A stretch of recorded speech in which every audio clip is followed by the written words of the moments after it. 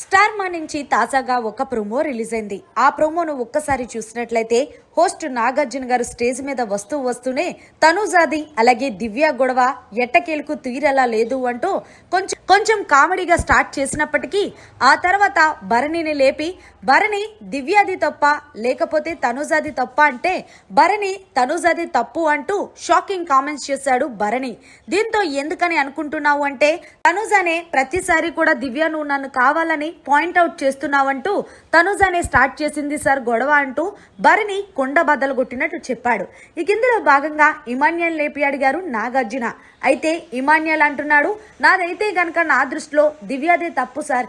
ఎందుకు అంటే దివ్య తనుజ మీద కొన్ని పాయింట్స్ అలాగే కొన్ని మాటలు వదిలేసింది అంటూ చెప్పుకొచ్చారు నాగార్జునకి.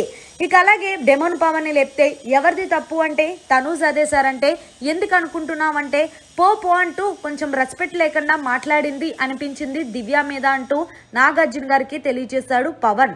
అయితే ఈలోగా తనుజాని కలగ చేసుకొని తనుజ కెప్టెన్ అయ్యాక కళ్ళు నెత్తికెక్కాయా తలపొగరు నెత్తికెక్కిందా అని అడిగేసరికి తనుజకి కళ్ళల్లో నీళ్లు గిర్రమని తిరిగేసి అది కాదు సార్, తను ప్రతిదానికి పో అన్నదని చెప్పేసి నేను మాట్లాడుకో అని అన్నాను, అది తప్పు కాదు సార్ అంటే తనుజ ఒకడు గుర్తు పెట్టుకో, ఒక్క మాట నోరు జారితే మన ఆట మొత్తానికి దిగజారిపోతుంది అంటూ వీకెండ్ వచ్చిన నాగార్జున గారు తనుజకి క్లాస్ పీకినట్టు ప్రోమోలు అయితే కనిపించింది.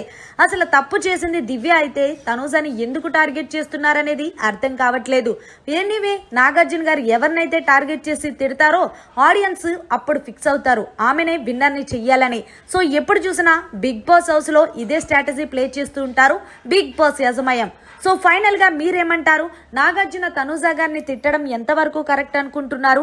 అలాగే భరణి తనుజ కోసం స్టాండ్ తీసుకోకుండా తనుజది తప్పనడం ఎంతవరకు సమర్థిస్తారనేది కమెంట్ సెక్షన్ లో తెలియజేయండి. మరిన్ని